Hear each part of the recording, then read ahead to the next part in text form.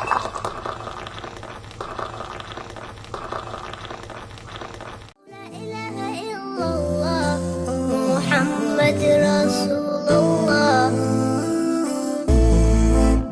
soul is shining from the light in my heart as I praise my Lord right from the start. Tears of joy overflowing from my eyes. All the pain in the past was a blessing in disguise. In the middle of the night, I will supplicate to you. As darkness fills the room, the prayers make me feel brand new. Tranquility, the break of dawn comes too soon. Belief in your mercy makes me feel I'll never lose. أشرقت نفسي بنور من فؤادي حينما رددت يا رب العباد. Assalamu alaikum wa rahmatullahi wa barakatuh, everybody. Welcome to another Wellness Wednesdays with your brother Hazik, Sean Bronson. Usually we have our full crew here, but we have Sister Naziat, who's always here. Assalamu sis. We have usually our brother Gareth Bryant, but he's unavailable today. And then we have Sister Yusma, and she's on her way. So let's start first and foremost. Bismillah. Alhamdulillah. Nahmaduhu wa nasta'inuhu wa nastaghfiruh. ونعوذ بالله من شرور أنفسنا ومن سيئات أعمالنا من يهده الله فلا مضل له ومن يضلل فلا هادي له وأشهد أن لا إله إلا الله وحده لا شريك له وأشهد أن محمدا عبده ورسوله. أما بعد. All praise is due to Allah subhanahu wa ta'ala. We praise him, we seek his assistance, and we seek his help, and we seek his forgiveness. We seek refuge in Allah from the evil of within ourselves and the evil of our bad actions. Whosoever Allah subhanahu wa ta'ala guides, no one can misguide him. And whoever Allah subhanahu wa ta'ala allows to go astray, no one can guide. I bear witness that there's nothing worthy of worship except Allah subhanahu wa ta'ala. And I bear witness that the Prophet Muhammad sallallahu alayhi wa alihi wa sahbihi wa sallam is his last messenger. To this week, inshallah, we have a special guest, my sister in Islam, also my cousin, one of my favorite people on the planet. We got my sister Nicole Starling Shaq here. Assalamu alaikum wa rahmatullah. Sis, how are you? Wa alaikum assalam wa rahmatullahi wa barakatuh. That's a generous introduction, mashallah. Mashallah. Hold on. I got to do this. I might know your bold hoodie on. You definitely got to represent today, mashallah. It never, ever, like, that feeling never, ever fades when I see someone, with a hoodie on or any kind of apparel that they're rocking or using. It's a humbling experience, and if Allah, if it keeps me humble, may Allah continue to soften my heart. Ameen. Every single time I see that. I appreciate that. One of my favorite supporters, my family, also appreciate you, love my sister. Thank you for you guys' support, not just here, but, since the beginning, the first day we met. Mashallah. Oh man, don't start the tears over here. We gotta stop it. So this week we're gonna be talking about something that's near and dear to all of us, which is nutrition and mental health, and all of the different things and aspects that nutrition and what it plays in our life and what it means actually, because most of us don't realize like how much it affects our nutrition affects our mood, our personality, in our everyday walk of life, how we function, how we deal with, others, and how we deal with ourselves to that degree, how we feel about ourselves, how we emotionally, attach ourselves to things and all of that. So I would just say, first, tell us a little bit about yourself, your organization, what you're trying to do, and then get into your story and what what is Know Your Bowl and what is the whole lifestyle about, inshallah. Yes, Bismillah. First off, thank you, Muslim Peer Services, for this platform and the opportunity to even share my story. Yes. My name, as you know, is Nicole Starling Shakir, and I am the CEO of Noyabo LLC. And I'm also a person, who battled breast cancer in 2020. So kind of like where it all began, I guess, just being, a mother, a nurturer, and a wife. I've always had wellness and, for bumps and bruises and, bites and colds, and always had that to the forefront, and how you can heal holistically as opposed to, going to the CVS and buying some over the counter medication or what have you. That 99% of the time is going to really intoxicate your child and, cause them to go into more, scenarios of ADHD and things of that nature. So it's not just, it's here I am now, but, that started just, like I said, with that nurturing aspect of it all.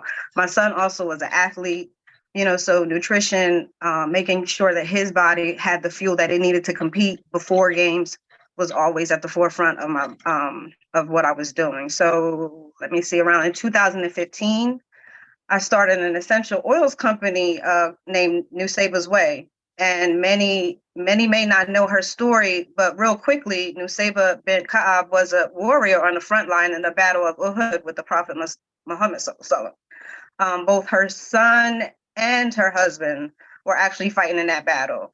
And initially, she was just there, to bring water to the soldiers, just like any other women.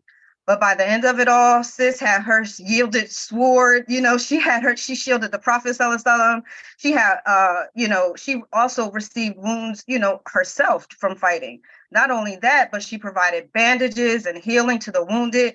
So she's my superhero, right? So that was the dawn of Nusaybah's Way, essential oils that, pretty much help with the healing, the regeneration and regeneration, and of wounds and scars and things of that nature. So that was 2015. Fast forward to 2017. Okay, on a real, I was close to like 180 pounds. And that was that was unacceptable for me. So I started charting my weight loss. I also revved up like my activity, whether it was walking or working out, monitoring healthy portions. And alhamdulillah, by 2019, I had lost like 30 pounds, right? So when breast cancer arrived at my door in 2020, I was already kind of in that courageous wellness mindset. Wellness met me where I was at, and it allowed me to fight as hard as I did. So that's kind of like collaborating everything that you said. You don't just land here. It's a process. It's a journey, right? So what does that really mean? It meant that when that stranger showed up, the one that wasn't there like last week, the one that wasn't there like 6 months ago, I didn't let it slide. At first, I thought it was just temporary. I thought it was just something that had kind of got tangled or lost, like strangers do. But, for the next few days, each time I felt it, it was in the exact same spot on my right side at 11 o'clock. So I knew I had to start moving, right? So I made an appointment with my GYN to see if she felt it. Like, am I going crazy? Like that second opinion, right? And she did. So then I made an appointment with the breast cancer doctor, actually the breast doctor, which would be the breast surgeon, to see if she felt. And then we got on, the imaging, and that was actually, 100% something she felt. And then began the testing, the ultrasound, the biopsy. And what's crazy is that, like, that's how aggressive I was with it. In less than 30 days of me discovering that whole, what I'm just calling a stranger for life, because I didn't welcome it. I didn't say, yo, come in, have a sit down, in 30 days or less, like I said, I had a name for it. It was called invasive ductal carcinoma, something, you just hear cancer, cancer, cancer. You hardly ever hear, the different forms of, and, let alone the grade, the risk recurrent factor and things of that nature. So since I was already in fight mode, right, like I made a decision, aggressively to have a bilateral mastectomy and reconstruction. So I went through that process, healed through that process, all praise due. And then like in 2 months, like I had a complete clinical picture of what it was, not just what I felt, not just what I saw, not what just they saw, not what they removed, but like what it was, what it all encompassed. So as loud as it felt to me when I felt it, mashallah, it was only an inch, which is like 2.5 centimeters, So thank goodness when I notice something as close to an inch is incorrect in my body, I'm going for it. So that was, a connection I made. And mentally, I can't tell you how important it is just to have a fight in you, because you never know what's going to show up at your door. You can be minding your business. You can be, doing everything correctly. And then, out of nowhere, something, switches lanes, and you got to react instantly, and it's like that fight or flight kind of mentality. But like I said, again, like I can repeat through this whole thing, you don't just land here. It's a process. You feel me? So, am I going too fast? You sure? Okay. So from basically April of 2020 to December 2020, I was like Nusaybah's way. I was like on a battlefield. May Allah be pleased with her, because she was an inspiration, in a lot of this, and still is, as a matter of fact. Ameen. So ultimately, like I want to get to the point of, that was then, this is now. The time is now really to start asking ourselves, what does mental health and wellness mean to me? Not to Ra, not to Nairi, not to my husband, not to my children. What does it mean to me? And that's what Know Your Bow, as we get further into the discussion, I'll get there, what have you. But let's talk about health.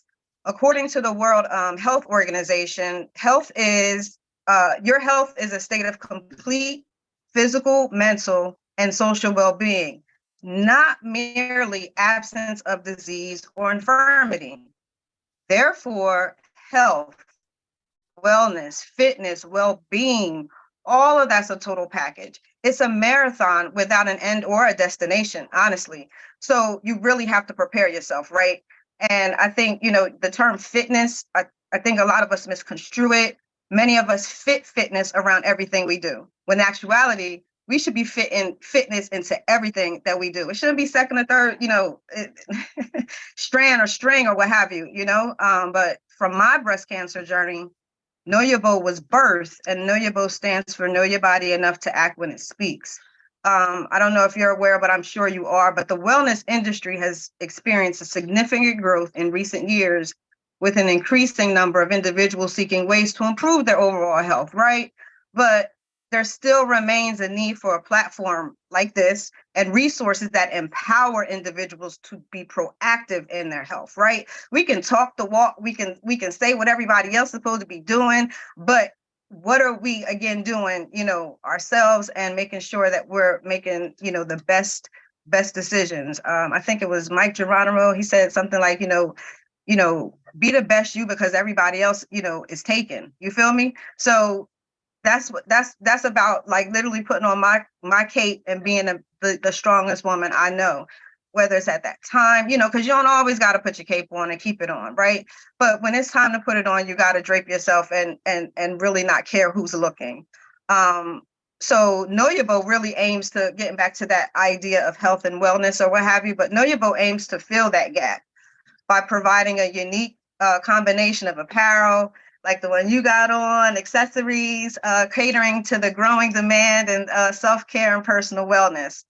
I could have created a brand geared toward women with breast cancer, but as my husband reminds me from time to time, I did create a brand for everyone that can personalize that at the time and state that they are in. It's so personal, it's so isolated. But let's kind of like bridge that gap with like nutrition and mental health, right? So nutrition isn't about having the healthiest meal when in one sitting. Let's just like kill that noise. It's not about just my plate looking the prettiest right now. Several key areas of lifestyle are considered dimensions of overall wellness. They include social connectedness, exercise, nutrition, sleep and mindfulness, and personal relationships, right? So each one has an impact on your physical, emotional, and mental health, right? And so how I choose to incorporate nutrition to strengthen my mental wellness is through the lymphatic system. So the lymphatic system, as we know, helps to regulate the immune response. It indirectly influences the overall health of the body, which can implicate, right? It could have implications on mental wellness. So in my mind, with me knowing that the lymphatic system primarily plays a role in maintaining the body's immune function and regulating fluid balance, while it doesn't directly impact mental wellness, because there's going to be some folks out there that's like, still, I don't see the connection. There's this thing called neuroimmunology, and that explores the connections between the immune system and the brain. So in the morning, during my, my cancer treatments, I would drink teas for the lymphatic system: red clover, burdock root, elderberry, paw de arco, turkey tail mushrooms, raw ginger. We even, had an indoor gardening system, which was, producing fresh herbs and vegetables. So I did what my body told it to do. I stayed thoroughly hydrated. I even tried fermented wheat germ extract, things that pretty much had a good stimulation, like brain synergy of stimulation, and promote good bacteria growth. Say that 5 times. But so that's from that aspect of it. From the skin nutrients, right? Because we got to stop thinking nutrients is just one thing. So I hit it from, the intake. Now I'm liquefying, my skin. So I made special blends of frankincense, myrrh, lavender, sage, helichrysum. People don't know, but like lavender and rose and sage and rosemary, those are what's called cicatrisant, which means that they're easy to close or to be closed by a scar. So knowing that those essential oils promote regeneration of the skin, and it also seeps to 7 layers of the skin, as opposed to like lotions that sit right on the top of the skin. So it's nutrients for the cells, just like water is hydration for the cells. Lavender is just like one of my go-tos. It's one of the most versatile oils. Once diluted, it can be used for almost any new wound. So through all the scars, the warrior scars that I have, a lot of it were able to heal quickly without absent of infection. Not, alhamdulillah, did not get one infection, of any sort, through any of that, mashallah. But again, just making sure that I'm just believing Allah and time, my camel, by adding things to replenish, right? Because, right, let's just keep it 100. Chemo is a camel. It is going to pull you to your rawest compound. But from my perspective, I fought with it from a holistic perspective. And that, I believe, again, was the reason why I was able to respond. There's going to be the fatigue. There's going to be the hair loss. There's going to be the emotional aspect of it. But you got to fight it. And it's to fight it with fire. And you can't kind of like, when it comes to making some of these decisions, they were so quick, right? But I had to also say, okay, well, if I'm going to sacrifice my body for this, how can I replenish it? Not just drain, pull me and tear me asunder, but how am I going to build my own self back up, right? That's responsibility for the decision that I also made, right? I was fighting for myself and my family. However, I also knew in order to give it a good fight, right, I had to come hard with it, right? So that combination of hydration, healthy fruits, vegetables, essential oils, Quran, Sunnah, those are the nutrients that fed me mentally, and made me go those 16 rounds of chemotherapy easier on me than probably, it really would have been had I not almost 15 years prior decided to, make a conscious effort to say, hey, I want to do wellness. I want to put that to the forefront of everything that I do. And I want to make sure that I spread that throughout my family, and, being able to, when it comes my time to heal myself, so to speak, of course, with Allah's mercy, that I could, give it a fair fight. So that's me in a nutshell. MashaAllah. And what you spoke about, it was a lot, number one, but you're talking about holistic, it has to be, like you said, has to be a holistic approach where you're going from the mental to the physical to all these different things. And we're more than just, like you said, it's more than just one thing. You have to attack it from every single angle.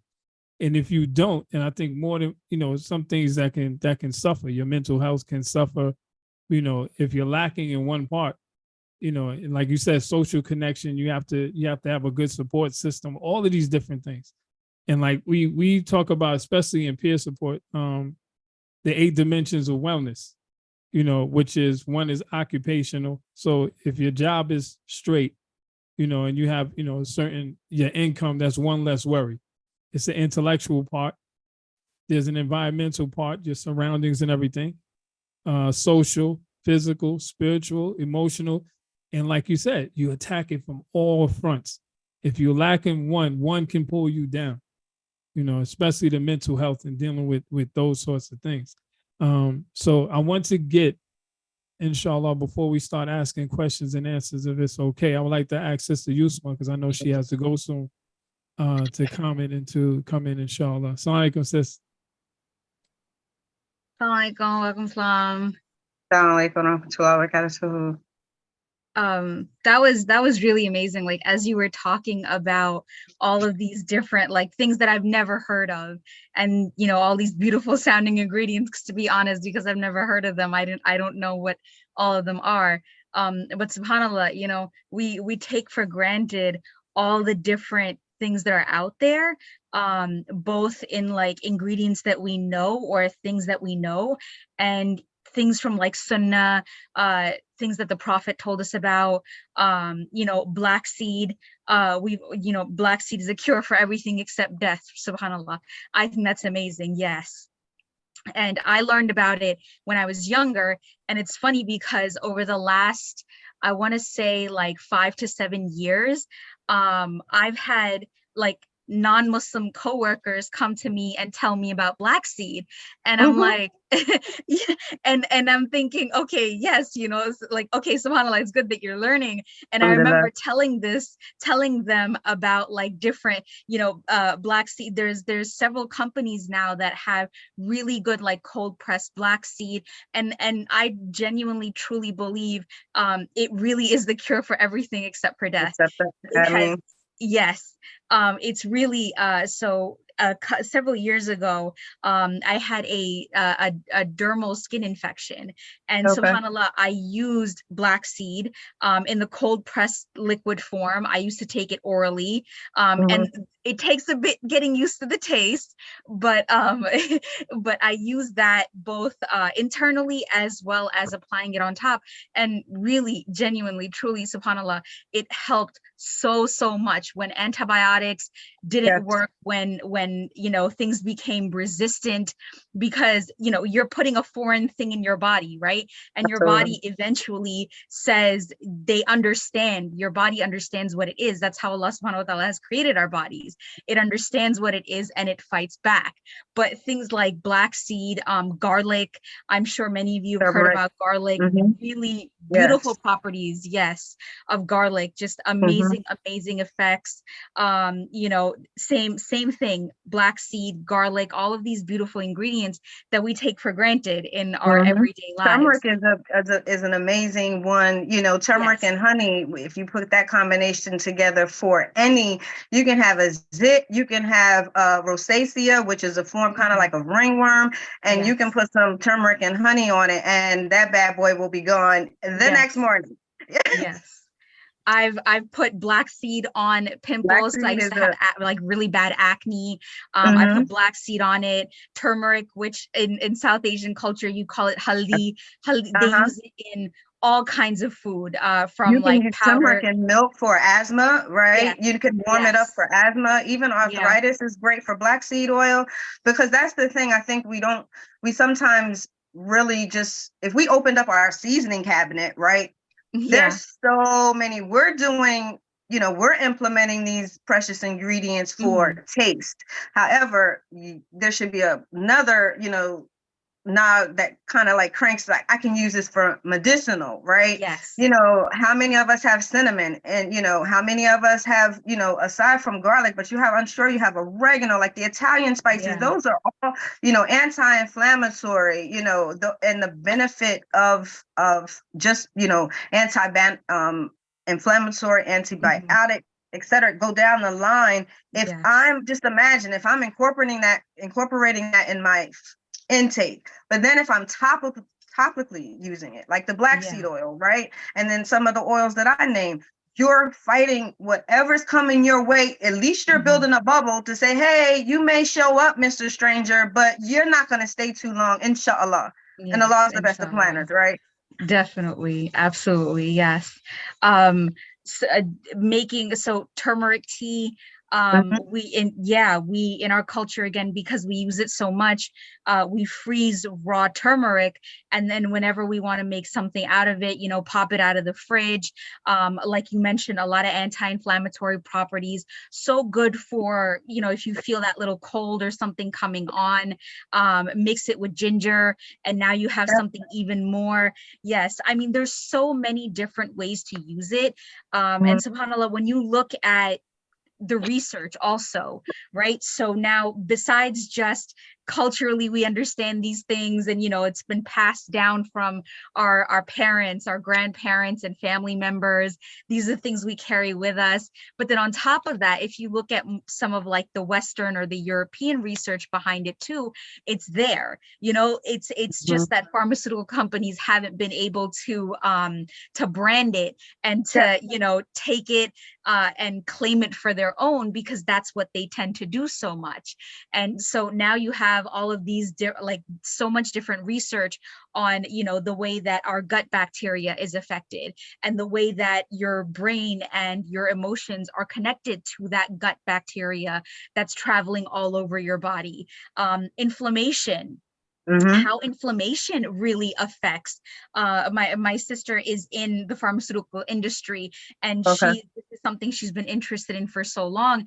And she talks about what causes inflammation, and then how that inflammation travels through your body, and what happens, and how we react to that inflammation.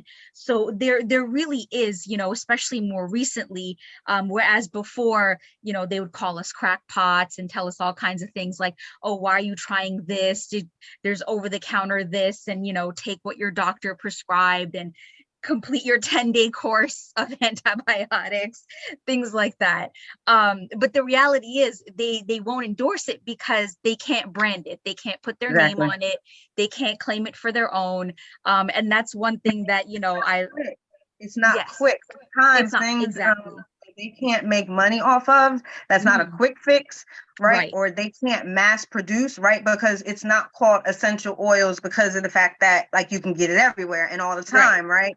What I laugh at often and almost kind of gets, it's just like a bittersweet kind of feeling when I go into CVS or when I go into a Walgreens or what have you. Like a lot of skincare products have the oils that I was using back in 2013, right? Yeah. And they were just, at that time, it was an anomaly, and no one had heard of it. So therefore, it was not necessarily shunned upon, but it just wasn't a market for it. So therefore, we're going to just wait that one out, ma'am. Right. But now, I go into CVS, it's in skin products, it's in vitamins, the amount of elderberry that is it's just interesting because some of these things are supposedly so sacred to the place in which they're actually, indigenous to. So, I have an oil that's from Madagascar, but I shouldn't see that in plentiful in my local CVS because right. But then that's when we teach our children, and, our loved ones about reading labels. When you see on, the ingredient that is in bold on the product. However, when you turn it over and you see that ingredient is the last one listed, that tells you that they're just selling you that. So even now they're still now they figured out how to, capture and sell it and package it, but they're not giving you the full, the full Monty, for lack of a better sense. Right. It's such a small amount in what is mass produced and mass marketed. And, when you look at the list of ingredients on something and you see, what's listed first, what's listed second, third, and usually, like you have it, skincare products, things like that, food ingredients, Mhm. even supplements that you find over the counter and things like that. Fillers. There's mainly Yes, primarily fillers in a lot of these supplements and these medications. right. Whether it's like an injectable medication or it's an oral medication, most of it, more than like 50% of all of the stuff in there is just fillers that Sure. they put in there. Yeah. Preservatives, that's a big thing. Mhm. A lot of it is just the fillers, the preservatives, the things that they put in these medications or over-the-counter supplements. And so you're not even getting, like the sister said, you're not getting what you're actually paying money for. And, Mhm. you know, again, it's like, it's for profit, advertisement. There's so much that goes into it because it goes back into, you know, who owns the rights and the patents and all of this stuff on Somebody these. got to make money from it. Yeah, That's they the got to make a buck unfortunate off of part. it. Yes, And I yes. remember I literally found an old kit that I had purchased on Amazon like years ago, and it's a vitamin maker.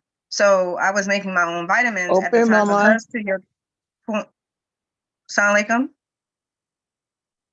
I don't know who said that. Keep going. Oh, okay. Oh, that was Sakina. Okay. Oh, mashallah. But the vitamin maker, I was pretty much in tune with the importance of making my own vitamins because of the filler aspect that you're speaking about, sis. Right. Yeah. Oh, for sure. Yeah, there's just, I mean, there's so much out there. And now, you know, there's so much research to kind of back up all the stuff that, you know, we've been saying for so many years, that we've been telling people, and that now, you know, people are seeing things advertised like this. But again, at the same time, it is advertising for the purpose of selling a product and for that company to make money off of that. And I do recommend, you know, it's still reading some of that research behind it and understanding that, okay, you know, these are ingredients that are widely available. Like you said, your spice cabinet, just, you know, opening your pantry, going to like a local supermarket that might be, you know, not your like Stop and Shop or your ShopRite, but maybe to any local food market, your ethnic food market, the Desi store, the African store, and going there and finding all of these different ingredients and realizing like they're right there. They're right in front of you. You can also support, you know, your local community and where they get their produce from. And even try growing some of these little bits at home. If you can, if you have the opportunity in the space, I would definitely recommend trying to grow some of this at home. And you can like grow it in small planters. I've done it at my parents', growing things in planters and in small containers, and it is doable. It is definitely possible to be able to do that. It just takes a little bit more effort and time to kind of nurture some of those plants. And then also too, like if you do happen to go just real quick to like the grocery store, right? Stay on the outside aisles, right? Stay on the outside aisles. That's where your produce is at. You know, if you come around, you know, that's where you have kind of like your protein, your eggs and things of that nature coming around. You might have your fruit, but like, you know, try and stay on the outside aisles. When you go into the inside, that's where they get you with the canned foods, the processed foods, you know, things of that nature, or what have you, stuff that's going to be quick that you don't have to take the time to actually, you know, put your foot into it and actually cook it and add those perfect seasonings and herbs and spices. You know, there's antidepressant, you know, herbs and spices that you can kind of use and cook with. But, you know, again, being able to just kind of like put it all together is really important. No doubt, no doubt. I know, Sister Yusma, you got to go. Before I let Sister Nazia come in, Assalamu alaikum wa rahmatullah. Give your husband salams for me. You know that's my guy. I will, inshallah. Thank you so much. I just wanted to say that before Sister Nazia is that we also have to, when we talk about these ingredients and things of that nature that are found in nature that most of us have forgotten how to use. I remember there was this sister, I think she was in her 90s, and she happened to be in a rehab center with my aunt, or you say godmother, or whatever. I don't like that terminology. I just say auntie, right? So with my auntie Pauline before she passed. So they had she was sitting in there and she was like, she said to me, you know, this is the first time I ever been in a hospital for more than a checkup. I was like, for real? I said, what did you do? Just to ask, what did she do? She said, I drink ginkgo tea, and she has this tea on, by her bedside. It looked like leaves, and they, stuffed in a baggie, just sitting on her thing. Mm-hmm. And I was like, oh, word? I said, oh man. I said, well, what health food store did she get that from? She told me, she's like, look outside. Yeah. I said, look outside. The tree was right there on the block. She was like, look, if you look, there's some other stuff called banana poultice that they have, that we see these things, these weeds that grow up out of the ground that looks like, stuff that we step on every day. There's blackberries that grow on my block. I walk down there and we step on them to get on the bus. These are, the medicines are there. And we also have to know, like, even when you talk about black seed, there's portions and stuff that you have to know how to take this stuff. You can't just load and load and load and load. And the Prophet ﷺ basically taught us that. That I remember there was a narration, a hadith from Abu Sa'id al-Khudri, right? Where a man came to the Prophet ﷺ and said, my brother has an abdomen problem. And the Prophet ﷺ told him, said, drink honey. The man came back and was like, yo, it didn't work. I'm paraphrasing, right? So the Prophet ﷺ said, tell him to drink honey. So he came back again. He was like, look, basically, it didn't work. The Prophet ﷺ said, the Prophet ﷺ, I speak the truth. Allah speaks the truth, in your brother's stomach is a liar. You know what I mean? Tell him to drink honey. So it was the 3 portions that he had to take. The last time he took it, he was cured of his abdomen problem. So it's to say that you have to know the amount. We just, like some of us say, like, just take black seed. And I remember we used to just drink it indiscriminately, like when, where, how. We make teas. There's a certain temperature you have to cook certain teas at. You can't just blanch the tea, burn it, at a certain level. You might just kill everything inside of it. We have to be mindful that there's certain techniques and ways to take these things. And these are things that I'm sure, like the sister, like Sister Nicole and some of us are saying, they can show you how to do this stuff, man. And this is stuff that we should have been learning from our great-grandparents and grandparents. Some of us, especially a descendant from natives, we noticed, we were taught these things and just forgot, and it wasn't taught to us on how to deal with certain things. We're so used to, like she said, the quick fix, the over-the-counter, I'll take, NyQuil and all of those things. My wife would tell you, I'm definitely afraid of that stuff. I'll take pain to the bitter end before I go, drug myself with some, which is not really good all the time. But still, I would rather I go get diagnosed by a doctor than I'll go to the herbal place. I'll go do that first before I, try to take the over-the-counter stuff, unless it's absolutely necessary, for whatever reasons. Like, there's nothing wrong with modern science, nothing wrong with modern science at all. There's just, you have to know, like what the sister was explaining, is that you're getting stripped. So you have to know how to replace, that stuff. They don't tell you, like, look, man, you should be eating these fruits, vegetables to try to compensate. I had one doctor tell me that during this whole COVID and this whole COVID thing that was going on. And I was like, listen, man, I'm not with these vaccines and blah, blah, blah, blah, blah, all of this stuff. And the doctor said, she got real quiet. She slid close to me. It was like, let me tell you something. She said, I want you to take X amount of vitamin C.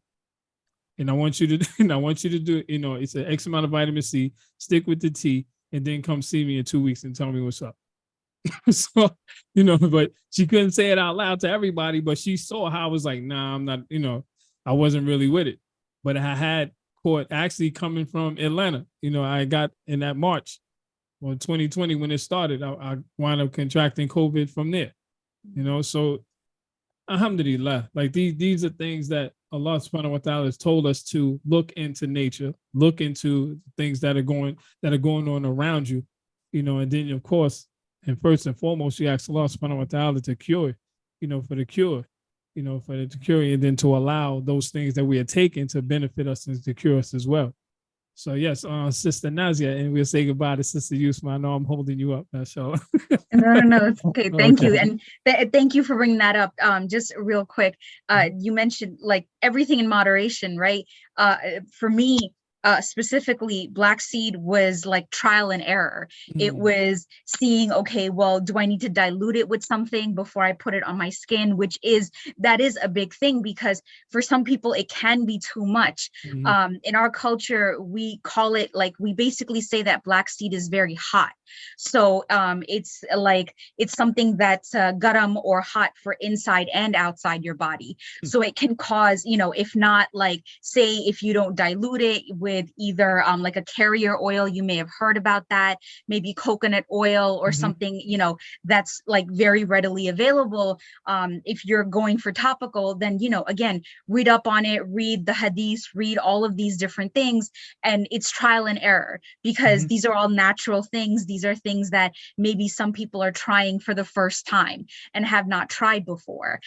So for me personally, everything was trial and error. When I was younger, when the antibiotics didn't work, when nothing else worked, it was like, okay, it's time, start switching over. Thankfully, alhamdulillah, I had a doctor that was very supportive of using more natural things. Like, she told me about eating nuts and berries to alter the pH of the inside of your body, and alternating between that, doing something for only 2 weeks at a time as opposed to continuously.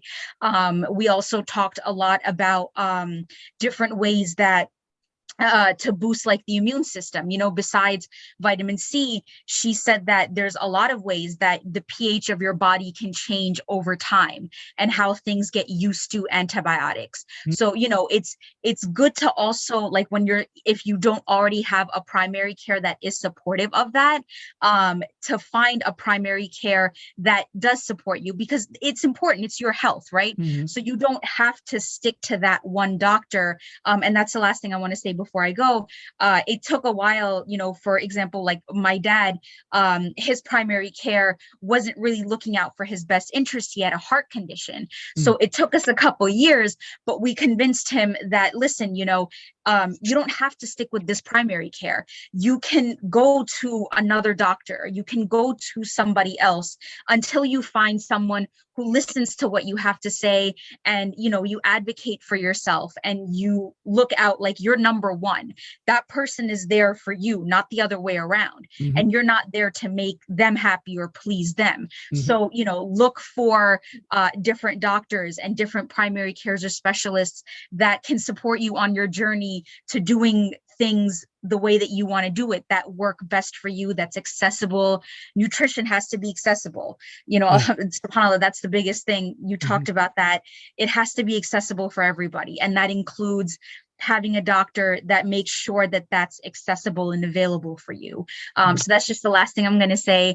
Thank you so much to everyone. Thank you, sister, for sharing everything that you said.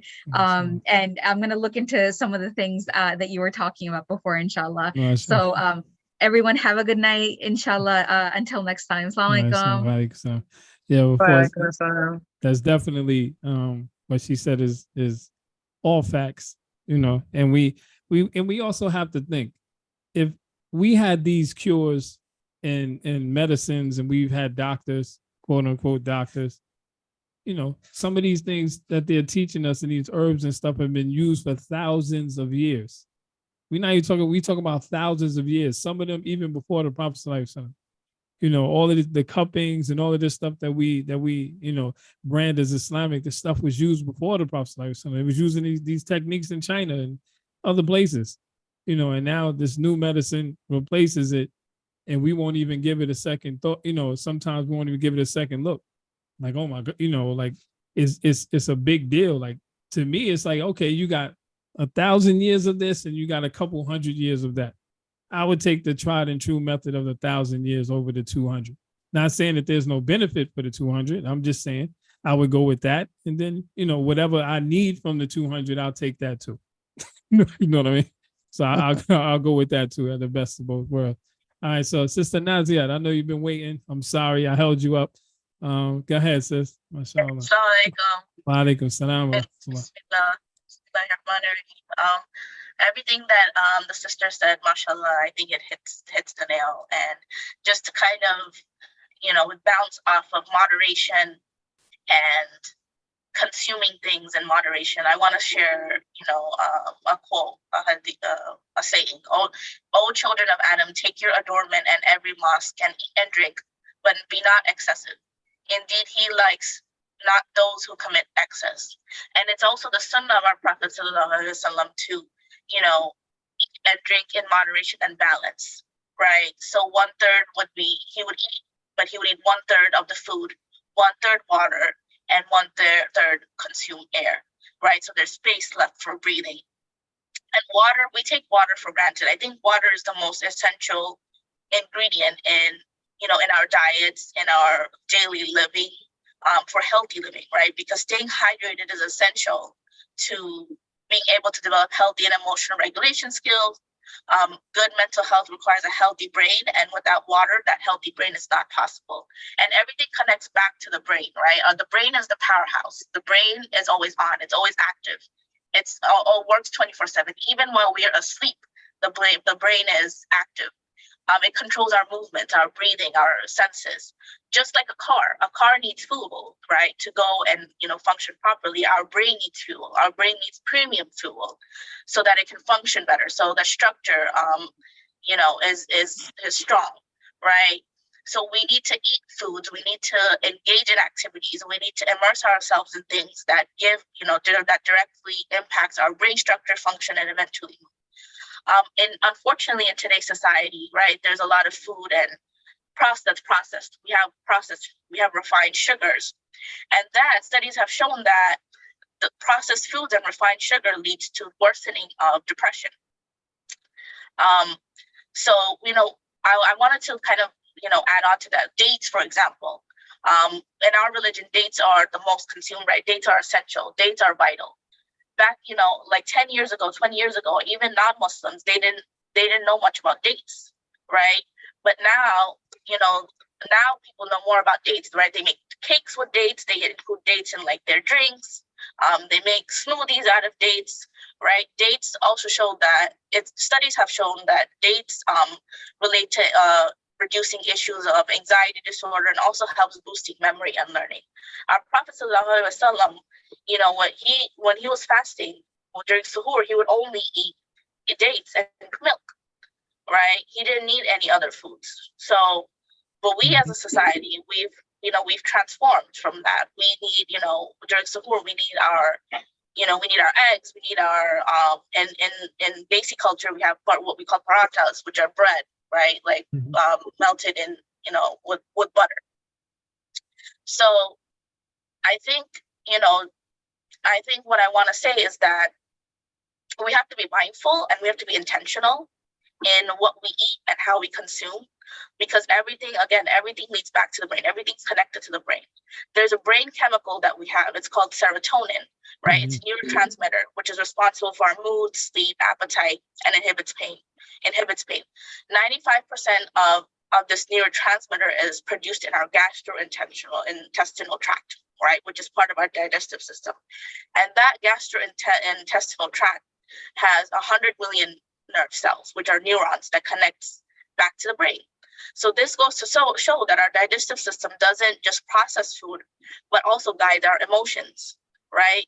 The link between mental health and nutrition is bidirectional. And a study done by the American Psychiatric Association, it said that they found that 2/3 of adults that were surveyed, 66% said that they feel knowledgeable about the relationship between diet and mental health. 81% said would be willing to change their diet in a way that would positively impact their mental health. And 43% would be very willing to change their diet to improve mental health. So a growing body of research points to the mental health benefits of a healthy diet. Studies have identified particular benefits in addressing depression, and several studies point to the benefits of a Mediterranean diet. A Mediterranean diet consists of what? Fruits, vegetables, fish, water, right? High consumption of vegetables and fruits impact psychological health, and daily consumption of vegetables has a therapeutic impact on reducing symptoms of depression. So depression is very prevalent nowadays. We know this. So there are, and if we're lacking vitamins, if we're lacking vitamin D, or if we're lacking folic acid, which is vitamin B, chances are we will have increased risk of depression. Mm. So foods like lentils, dates, honey. Honey is another essential ingredient in our religion, right? All these ingredients you know, consist of these vitamins, vitamin D, vitamin B12, that will enhance our mood, will enhance our, you know, our immune system. Last year I was diagnosed with thyroid cancer. So I had to, so alhamdulillah, I'm better now. Alhamdulillah, I'm better now. I got treatment. But prior to that, I was on a low iodine diet. That means I couldn't drink coffee much. I couldn't. So before getting radiation treatment, I had to have a low iodine diet, meaning I couldn't eat sugar, refined sugar. I had to stick to fruits and vegetables. I couldn't I couldn't have rice. I couldn't have meats that were rich in iodine. Basically foods that were low in iodine. That's the kind of diet that I had to have. And I realized that, you know, I took diet as for granted, because, you know, now that I had this condition and I had to ground myself in having a low iodine diet, I understood why. I understood why it's important to consume healthy foods. I understood why it's important to watch what we eat.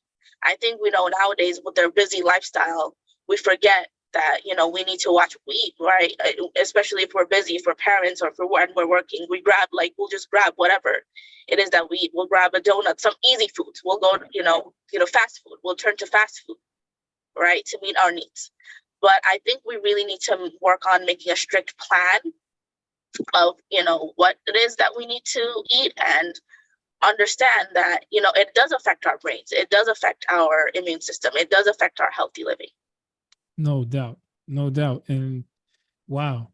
I didn't know that about you. MashaAllah, may Allah subhanahu wa ta'ala, you know, make it easy for you and make that what you went through, your ordeal, expediation for sins. I mean. I would say all of these things that we're hearing from the sisters and myself, we have to remember that you can get real easy, like, especially in my community. I can't speak for every community, but I know in my community and my family in general, we have a habit of isolating ourselves during times of sickness and what's. We don't tell nobody. We don't want to talk to nobody about it. We don't even allow people to make dua for us. We don't even want people to see it. We see sickness as a weakness in kind of a way. And you have to remember that, you know, even in the worst of us, we're all in a state of recovery, whether it's from medical conditions, whether it's from mental health conditions. And there's two things I want to say about this before we actually go. And I want to ask our sister Nicole a couple of questions in a second. But before I actually go, there's two aspects to this that we have to remember.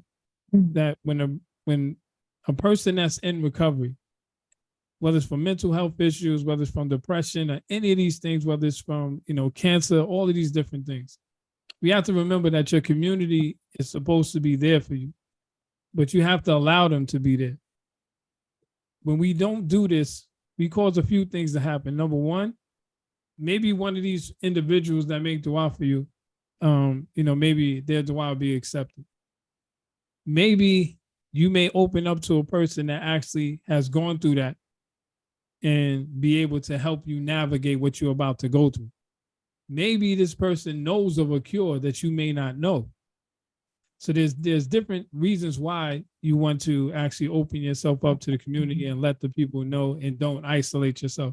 Because we have many people who die alone in our community, or just die, and then the next thing you know, it's like, what happened? Oh, the person got X, Y, and Z in the hospital, but they're not taking any visitors.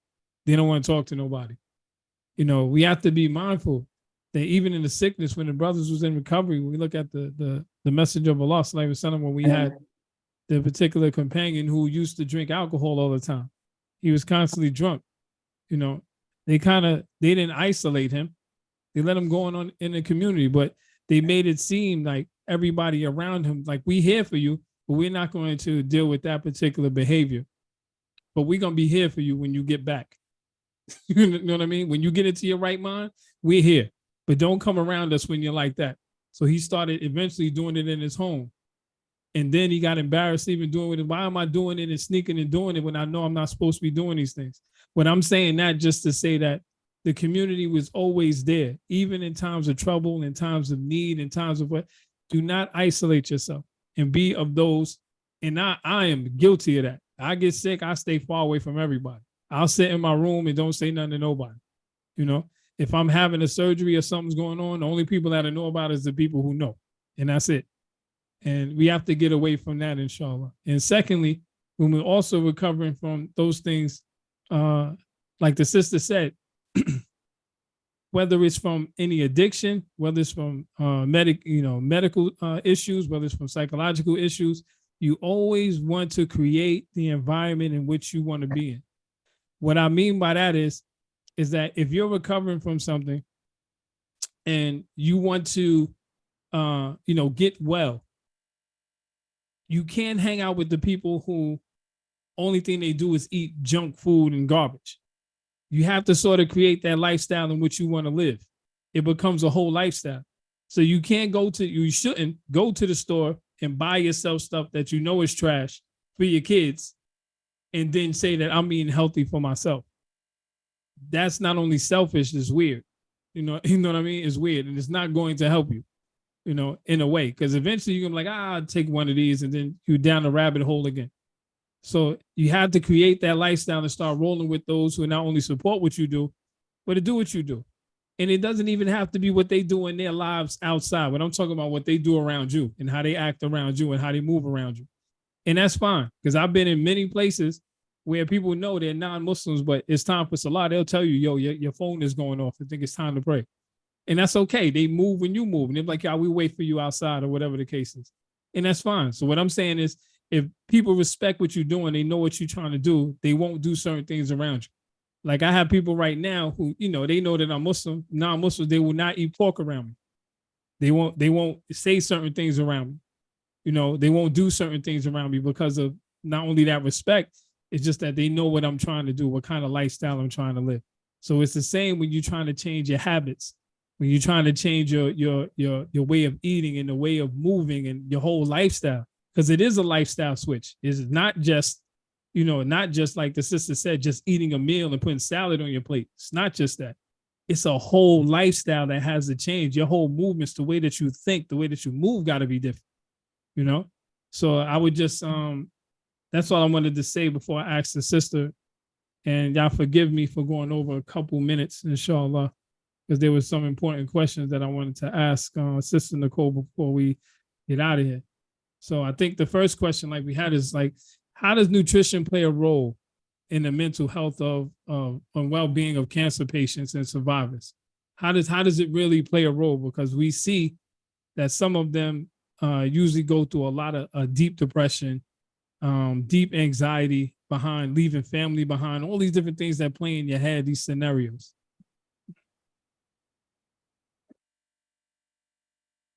I think you're muted, sis. Oh, can you hear me? Okay. Well, it's such a layered question because it's different phases of well-being. Mm-hmm. We have our highs and we have our lows, right? And you want to try and, for me, it was just always having a support person. There was a time and a support person and just like a real understanding of what was going on. So, the nutrition aspect of it is like, had I not had that Gardein system, which was that indoor garden system that I was telling you about, where I could go and pull herbs and spices and, off of that. I had oregano, I was growing basil. I had arugula, I had all different types of lettuce and things of that nature. So, again, green leafy vegetables, right? We grew up on Popeye, many of us did, and we just kind of like those basic like tenets that we were right before us. This isn't stuff that's just, lost on, the people that were rearing us to a degree. Like my grandma, she always, had a garden. My mother has, my mother's house is like green everywhere. So you're breathing in the nourishment as well, nutrients, nourishment that like, all of that plays a part. So basically when I went to actually do my chemo treatments and things of that nature. I had to make sure my smoothies were correct. I had my green smoothies, I had my banana, I had the different things that I knew that need to replenish kind of again what was being taken away from me. So it totally plays a part, up here, because those properties that were inside of those herbs and spices and vegetables and fruits, like again, then people don't realize they're antiviral, they're depressant, they're anti-inflammatory, antioxidant. So everything you eat, your brain is going to do what it's supposed to do with it. But it's not without that. I just really don't know how I would have been able to, that even played like the way in which I was making sure I love oatmeal, like even having oatmeal in the morning. Those kinds of things like just help with the nausea, right? And things that weren't, I wasn't always balled over just earling all the time either, right? And it was just because the nourishing system was just kind of, everybody was talking and playing well in the sandbox, to your point of how much you're supposed to intake and how much you're supposed to use at a certain time and when you're supposed to use it. So in a nutshell, just everything that we've been saying is kind of answers that question. Yeah, I think you're right. And then the other questions that we had, I think they were all answered by yourself. Oh. And then, mashallah. So I want to ask if anyone else has any questions before we leave. If you have, just pop on. Sister Nairi, no one? Are you good?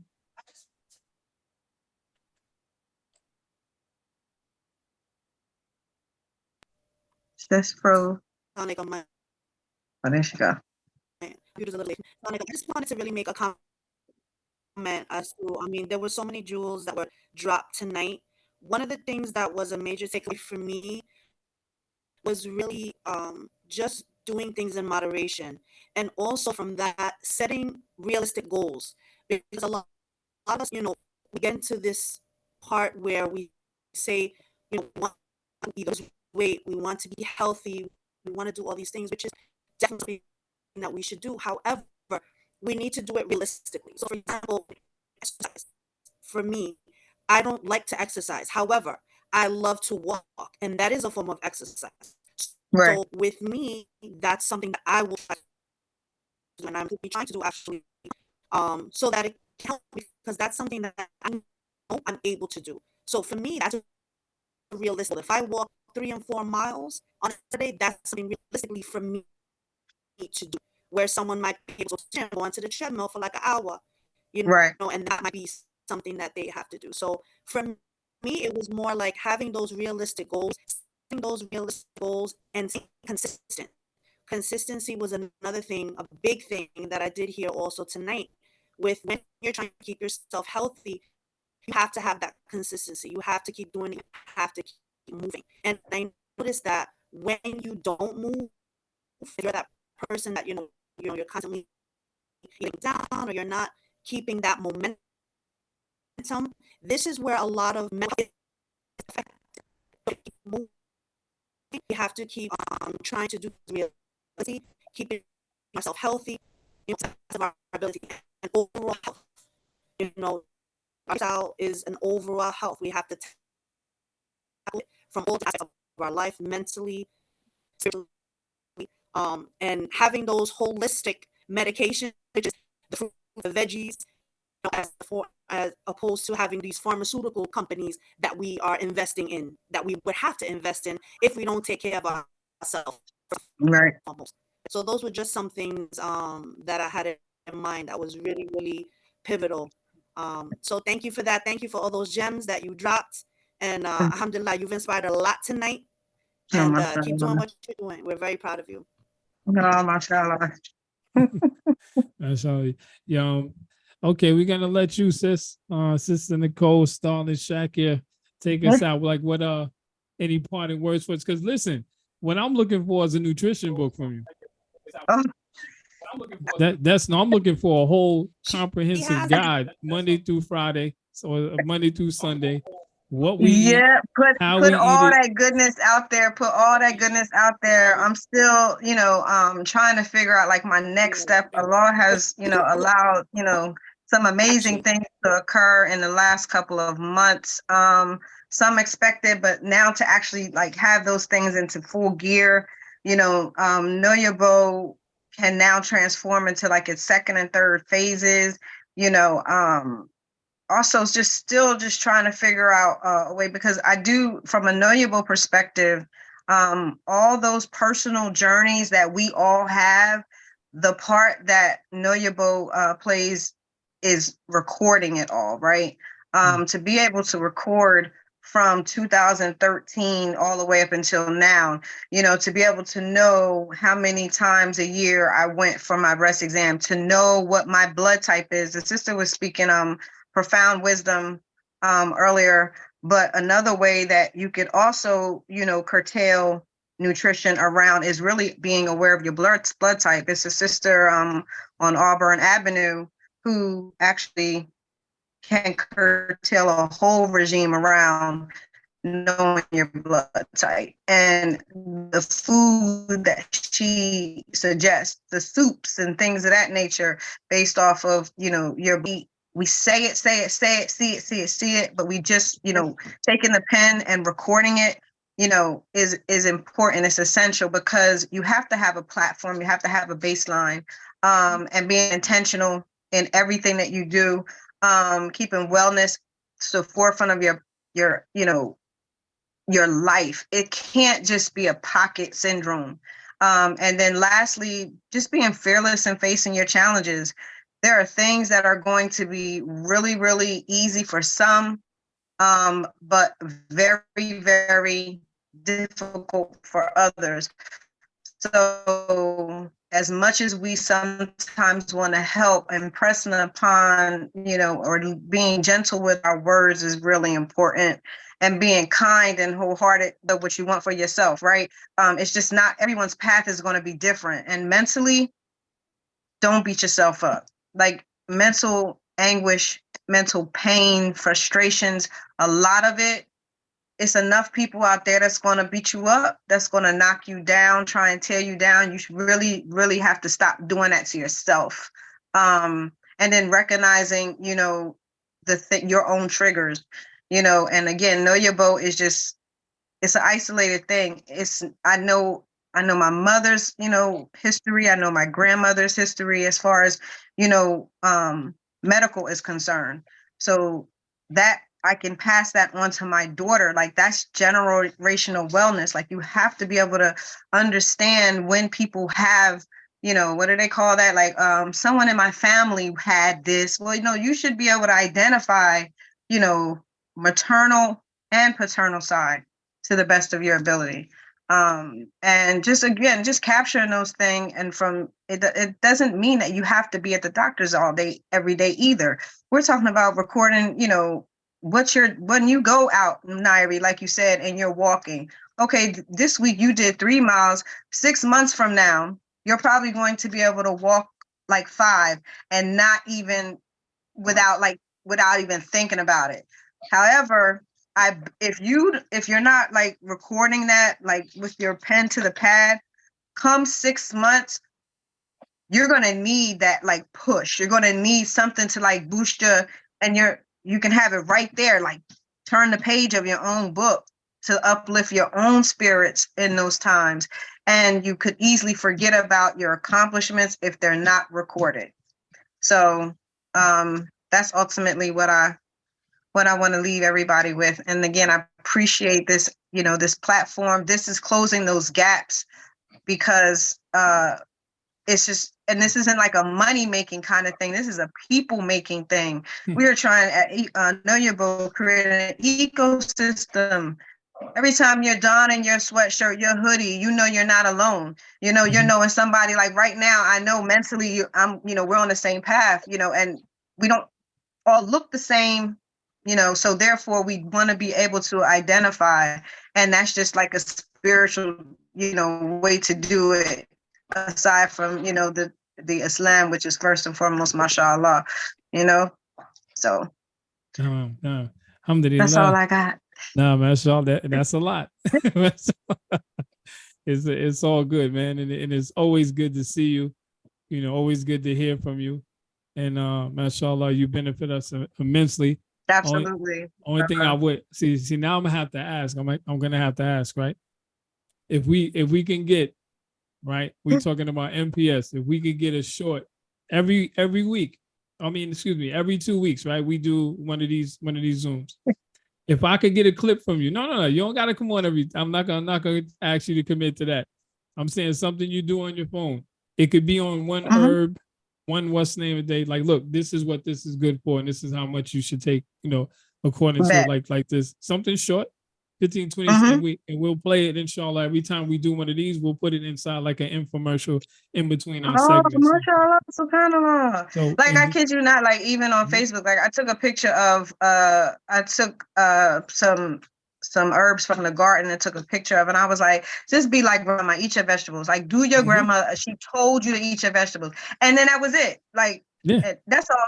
It doesn't take more than 15 seconds. They want to get it, right? But inshallah, I will definitely try and incorporate that. That would be a good task for me. Inshallah. I'm writing that one down. Yeah, definitely. And then, you send me the logos and stuff. You see the nice little commercial things we do at the front. We could do one for Know Your Bow too. Let's go. Let's get it. Let's go. All right. Put it in the air. I'm receiving all of that. Yes, ma'am. That's right. Yes, ma'am. All right, so all right, let's end off, inshallah. I want to thank everyone. I want to thank every single person for coming. May Allah subhanahu wa ta'ala accept all of your deeds, all of your actions, right? And may Allah subhanahu wa ta'ala reward all of you. And like we always do, we make dua for our children. May Allah subhanahu wa ta'ala bless your children, give all of your children good and righteous spouses, righteous children that will pray and make dua for you, inshallah, when you're gone. I mean, ربنا اتينا في الدنيا حسنة وفي الآخرة حسنة وقنا عذاب النار آمين. السلام عليكم ورحمة الله وبركاته.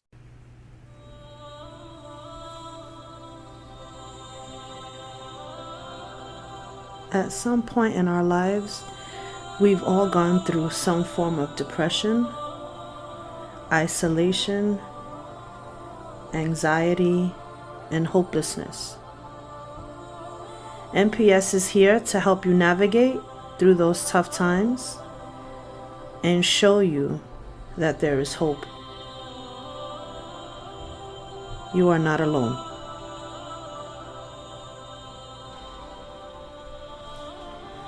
Our peer support specialists use their own lived experiences to help assist others on their own road to recovery.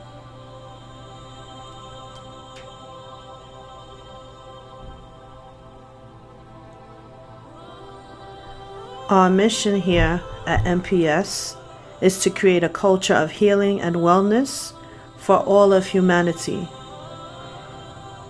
using the guiding principles of Islam and the 8 dimensions of wellness to foster long-term recovery for those who face mental health and substance use challenges. At MPS, we understand recovery is not one size fits all, but rather person-centered.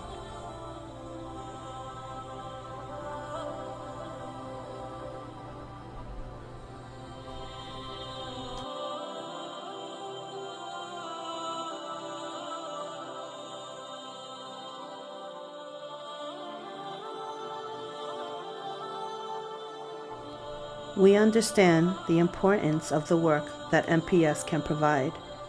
If you or someone you know is in need of our services, please contact us at 347-830-7766 or muslimpeerservices.com.